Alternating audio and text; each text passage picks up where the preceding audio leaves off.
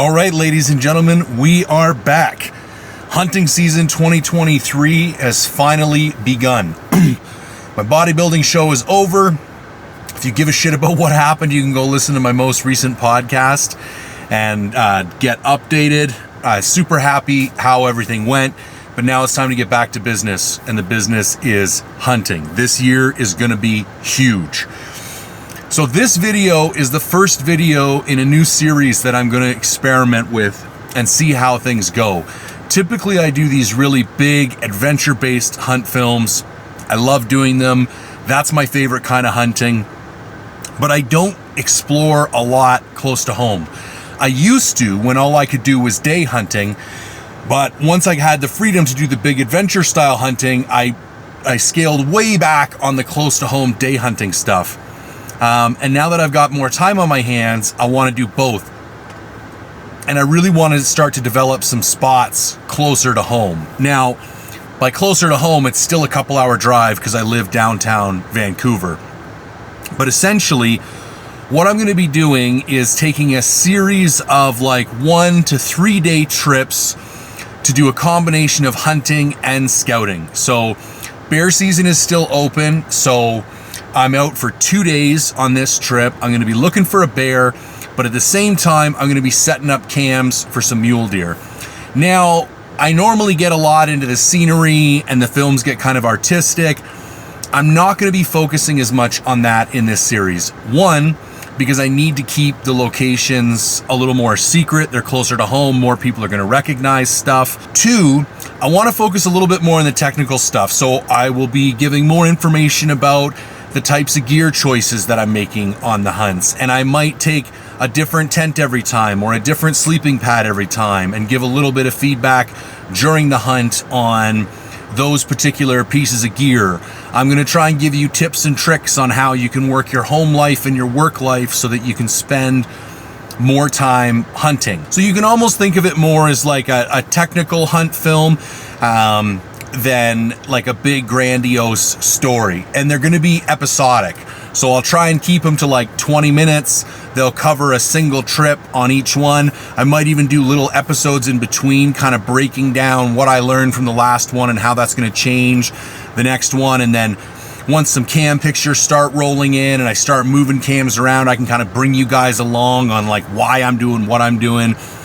I still have a ton to learn. I made a couple phone calls to some buddies before this to get some tips, and I'll try and share everything that I pick up as we go. Might even have a couple podcast episodes with some guys who know more than I do to try and, just bring up the general level of education overall. So I just got to where I'm going to hike in from. I'm a couple hours outside of Vancouver. I have about a 4-mile hike in to where I want to camp for the night.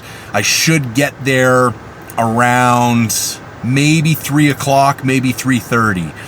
So here's the first tip. I made a deal with my wife. It's Thursday today. I took my kid to school Thursday morning. I said, if I take our daughter to school Thursday morning and I'm back in time to pick her up Friday after school, can I take off for Thursday night? And she didn't even bat an eye. Because school evenings are pretty easy. In fact, she's got singing tonight, so they don't even get home till 6:30. By the time they have dinner and watch a little bit of TV, she goes straight to bed. And then she's just got to wake up and do tomorrow morning solo, which is not that challenging. So be creative in your attempts to get out and be willing to kind of work with your spouse's schedule and your kid's schedule. And I think you'd probably be surprised how lenient they are and how open they are to giving you time away.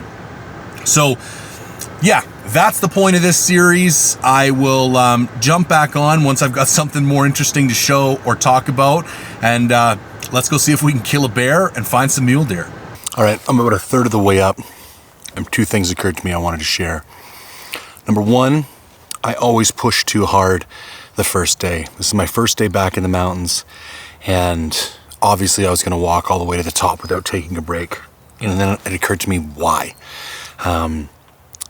My mom used to have this expression when we were kids. We'd be getting ready for school or whatever, and she would always say, the hurrier I go, the behinder I get. And I try and keep that in my mind when I'm hunting. Like, just because something appears to be quicker, it might be more efficient to take a break, because then you're gonna have more energy and you're going to walk faster after the break and make up for the time. So take small, frequent breaks instead of just pushing yourself into the ground. I think it's a better long-term strategy. And tip number 2 is about food. So I wrote this PDF about planning backcountry meals. If you want to download it, it's on my website under the tools section, and you can just enter your email and download it. But one of the things that I get into there is macronutrient timing, which is not something I see a lot of people talk about. You want to be careful with having primarily a fat-based backcountry diet, because if you're not fat adapted or in ketosis already, you're going to bonk when you're in the backcountry. I'm not saying fat doesn't have a place. It does. It's by far the best weight to energy ratio macronutrient at 9 calories per gram. Carb and proteins are only 4 calories per gram. However, I want you to think about the type of activity and the proximity to activity that you are when you go to eat. So because I'm in the middle of the hike, I want to eat almost pure carbs because I want to access that energy immediately. Now, when I get up to the top and I set up camp and I'm going to start glassing and I'm not going to be walking for a couple hours, that's when I want to load myself up with fats, because fatty acid oxidization is a more efficient form of fuel, or I should say it's a more efficient form of method of accessing fuel, but it takes a lot longer and it takes a lot more oxygen. Whereas carbs you can access without oxygen and you can access them much quicker. So if you're in the middle of a hike or if you're just about to do a bunch of strenuous activity, have carbs. If you've got a nice long break, that's when you want to hit the fats and the proteins. And I'm going to break down what I brought for food and what I ate. I just had some trail mix and a protein bar that's not really a protein bar. It's more of like a meal replacement bar. It had 7 grams of fat, 38 grams of carbs, and 14 grams of protein. Those are the type of protein bars I like to bring on hunts. I have other ways to keep my protein up, but I want those more meal replacement bars as opposed to like a pure protein bar. And I like whole foods bars as opposed to like garbage bars full of like soy protein and a bunch of chemicals. So yeah, that's it for now. I probably won't check in again until I get to the top. I want to make sure I got lots of daylight left to glass for some bears.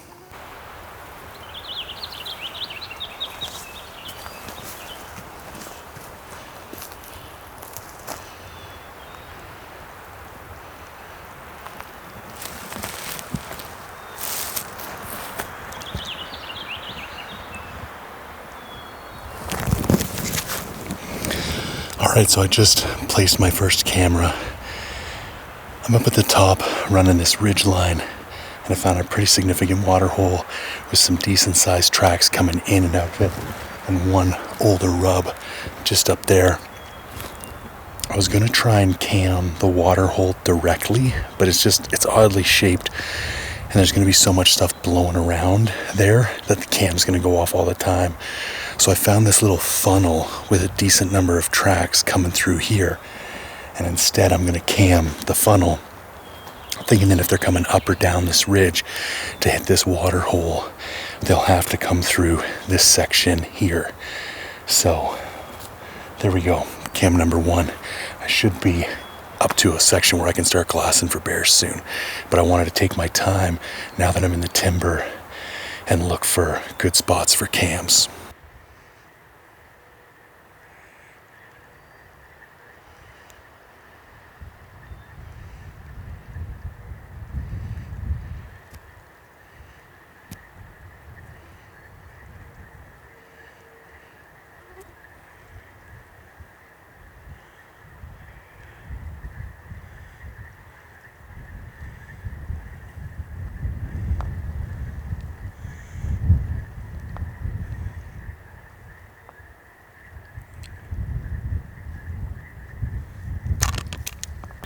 Well, I guess that answers the question if there's deer up here or not. That's awesome. That is awesome. Not sure how well that's going to show up, but hung around for a ways. I'm going to have a walk over there. Maybe I'll go set up a cam right there.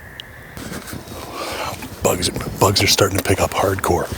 All right, I got the second cam set up. So, camera is right there. Now, there's a game trail that goes that way and then that way. And it's pretty well worn with fresh tracks on it. So, there's a big bowl below me and a big ridge above me. So, hopefully I'll just catch some through traffic here. There's a big watering hole a couple 100 yards over that way as well. So, maybe they're coming down from the bottom up to water. I don't know. Either way, I think it's a good spot.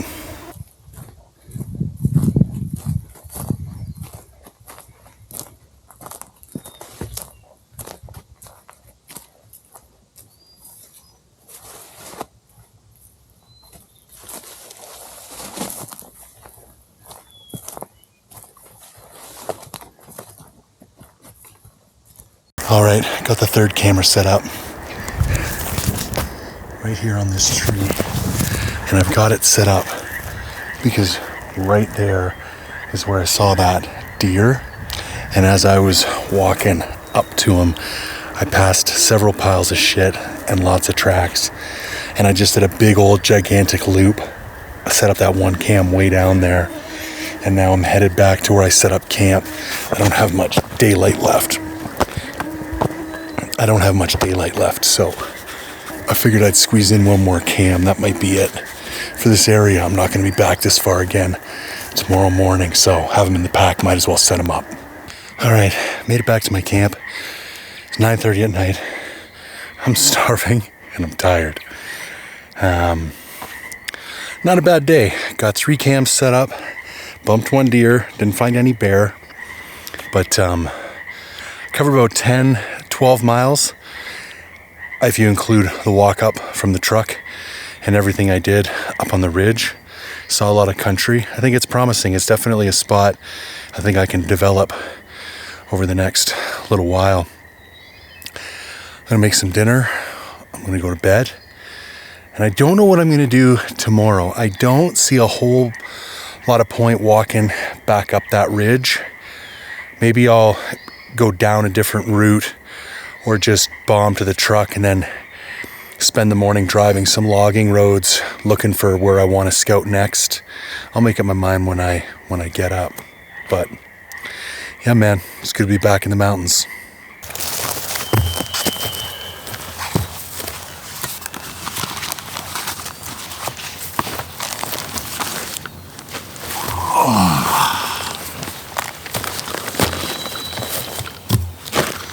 All right, let's have a little chat about food supplements.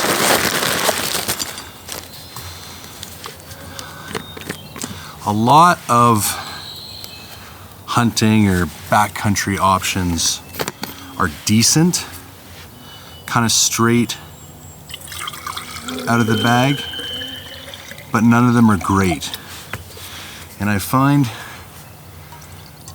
with just a little bit of supplementation and kind of adaptation, you know. Hang on one sec.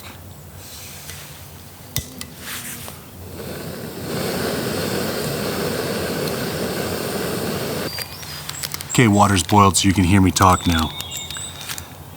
I still use Starbucks instant coffee. I've just found it's the lightest, best tasting option.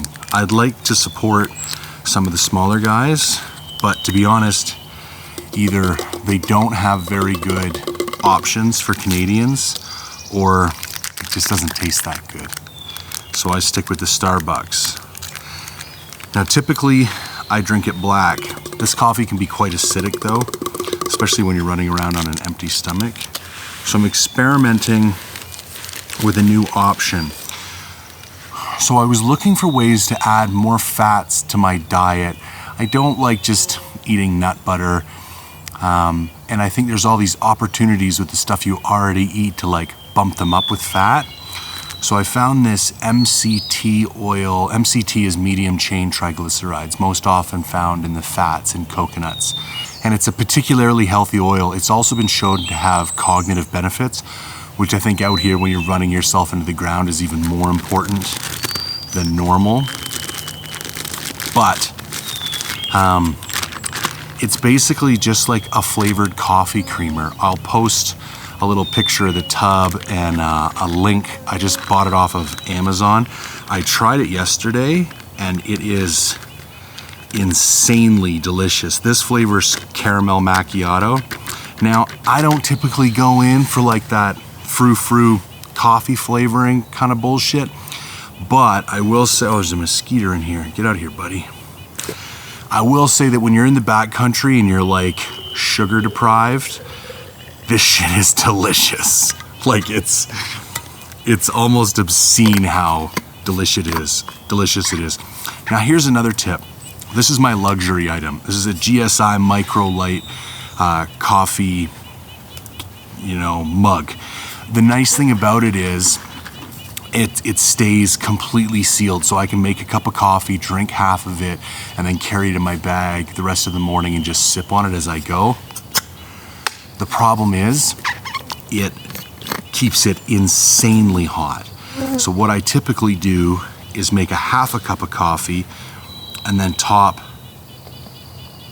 the rest up with water. And then that kind of cools it down to the point where I can actually drink it in 5 or 10 minutes and I don't have to wait an hour. So I'll put the calories up on the screen too, but I think that was like an extra 150 calories for like, a 15 gram scoop of something, which is incredibly calorically dense. And morning while you're sitting around having your coffee, eating your breakfast, great time to bump up those calories. Now last night, I brought a similar item, but it was hot chocolate.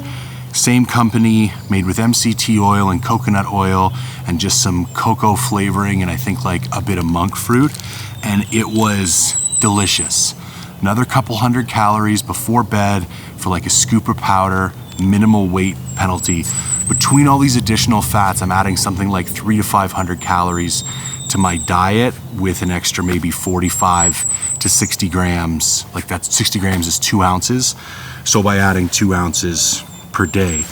And then I brought a pure MCT oil powder that I poured directly into my Peak Refuel chicken Alfredo last night. There's an extra 250 calories or something. Again, very minimal weight penalty. And it actually made the meal taste even better. I am over the, I wasn't sure if I was actually gonna like these products, but I'm over the moon about all 3 of them that I bought. They're making everything taste amazing. Now finally is protein powder. Now these, I specifically like Peak Refuel because of the high protein content. However, their breakfasts leave a lot to be desired. Only 13 grams of protein in here. I shoot for 50 per meal, whether I'm in the backcountry or not. On a regular day, I'm trying to hit 300 grams of protein. That's gonna be excessive for most, but that's my own particular goal.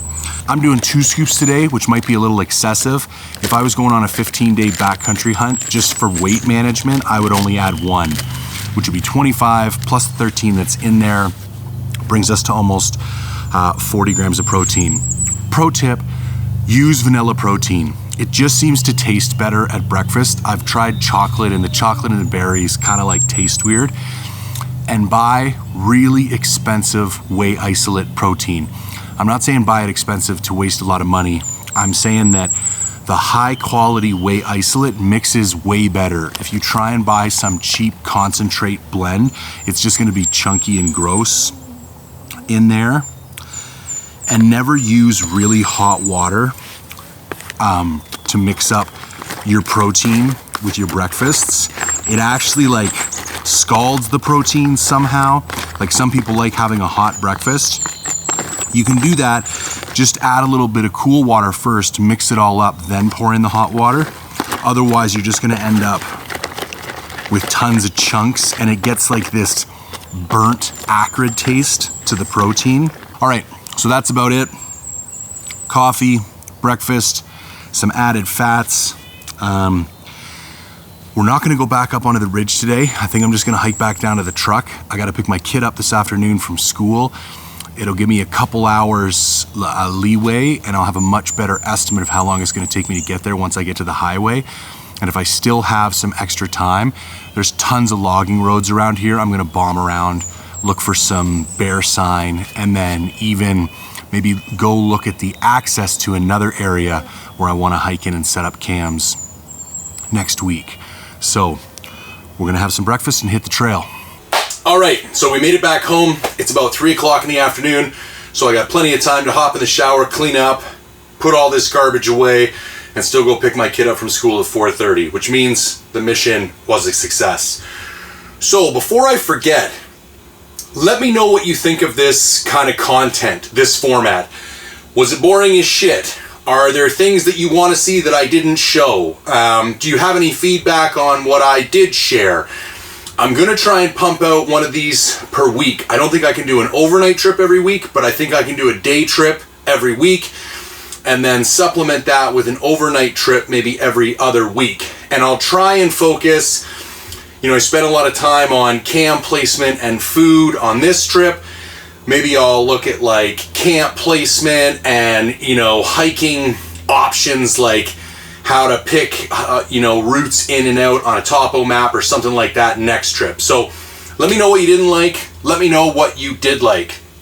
Now, what I'm going to conclude with is a pack dump. And I'm just going to give like real brief thoughts on everything. And the last tip that I'm going to have, I'm going to put everything in this big tote.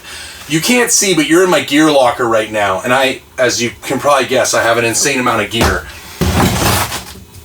Some of it fairly well organized, some of it not so fairly well organized. So one of the things I'm going to do, because I'm doing these trips so repetitively, and I had everything that I needed, and in fact, this is another tip. Keep notes as you go, because it will help you when you get back to the house. So this week I forgot bug dope, I forgot a cooler for the truck, which wouldn't have been the end of the world because I was only a 3-hour drive from home. I needed to bring a little fold-out pocket saw for cam placement, and I want to waterproof my boots next time. But other than that, I had everything I needed. So I'm just going to start going through the gear and letting you know what I thought of it. New Argali trekking poles. Not the biggest fan. I'm going to do more trips with them before I release a final review. But they're a bit too springy for me. Every time you punch them in the ground, they wobble, and the handles are too small for my hands. I've got big hands, but they're not gigantic, and I'm just curious who they modeled these after. Like, I can't scrunch my hand in here without my fingers overlapping on each other. So I will keep trying these, but as of right now, not my favorite trekking pole I've ever used. Sea to Summit Tellus TR2 tent, like this quite a lot. A little cut up foamy pad. We don't need to talk about this. This is kind of like table stakes. Everyone should have one of these in their pack. Very interesting thing. You all know how I'm a fan of the Lululemon boxers. These ones are 3 months old and they ripped. I was literally hiking. They were kind of scrunching up in my crotch. I reached in through the zipper to like pull them down, and the ass ripped right out of them. So I've already submitted a warranty request with Lululemon, but that's very disconcerting because my last batch of those lasted well over 2 years before that kind of stuff started happening. I bought 6 pairs 3 months ago. I'd be surprised. I only wear underwear to the gym. I don't even wear underwear most days. I've probably worn those half a dozen times. And for that to happen already, super disappointed. I'll keep you in the loop with the warranty. Sitka Apex pants with an arcade stretchy belt. Just bomb-proof. Love these things. Wear them constantly. I tried out a new base layer top this trip. This is the Cool Engineered Hoodie. Cool is spelled K-U-H-L. Big fan of this piece. I'll run it a few more times before releasing a final review. It feels like it has a slightly higher polyester content, which I like because I find that dries better and it doesn't stretch as much as some of the other synthetics. So this piece is a win for sure. Darn tough over-the-calf socks. I always wear over-the-calf socks. Highly recommend them. These are the thin summer weight versions. Sitka ball cap, not my favorite thing in the world. If anybody has recommendations for a ball cap, I have really had trouble finding a lightweight ball cap that doesn't get annoying once I get soaked in sweat. I brought the Alaska Guide Creations Kiss Cub Max Bino, which is actually starting to give way and needs to get sewn here and here. I'm going to take it to a luggage place with my 12 power NL Pures. Big fan. Wore the Schnee's Beartooths. Love those boots. I brought my Carbon Rival Titanium.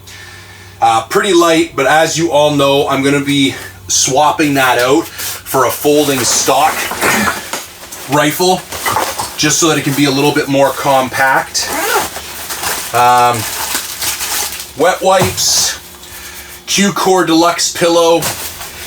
I used to take 2 pillows. This time I just filled a dry bag with clothes, like my stuff, my puffies and stuff, and it enabled me to shave off almost like over 1/3 pound, so that was a big success. I took the Zeiss Harpia 95mm and did not take it out of the backpack once. I need a 65mm spotting scope for these types of missions. I'm not hunting sheep. I don't need to be counting annuli, but sometimes you just want to reach out a little bit further, and carrying around this behemoth is just not worth it. So I need to find a solution for that moving forward. Toilet paper.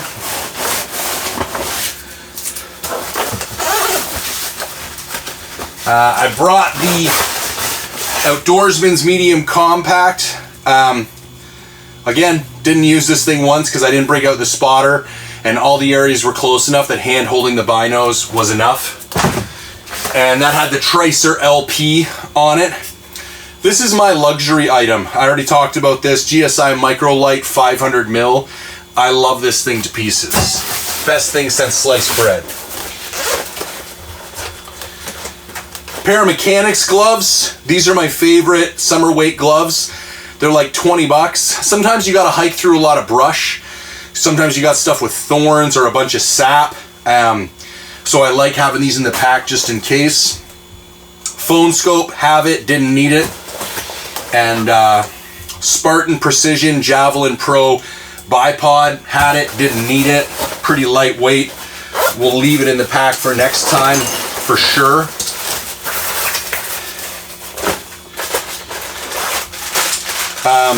Ate every single piece of my food. I took a breakfast, a dinner, 3 protein bars, 3 things of trail mix, 3 things of energy chews, and 3 things of macadamia nuts, and ate it all. That's just garbage. 1 trail camera left. I will get into the trail camera technical details once I've had a chance to test them out. Jetboil Mini Mo with 1 extra fuel canister just in case something goes wrong. This is the perfect ultra lightweight single person stove in my opinion. Comes in at under a pound. Now that I have a titanium pot that I bought for my EX-GK, I think it's called, I may get a pocket rocket just to shave off a couple more ounces, but for now I love this thing and it's bomb proof. I've never had an issue with it.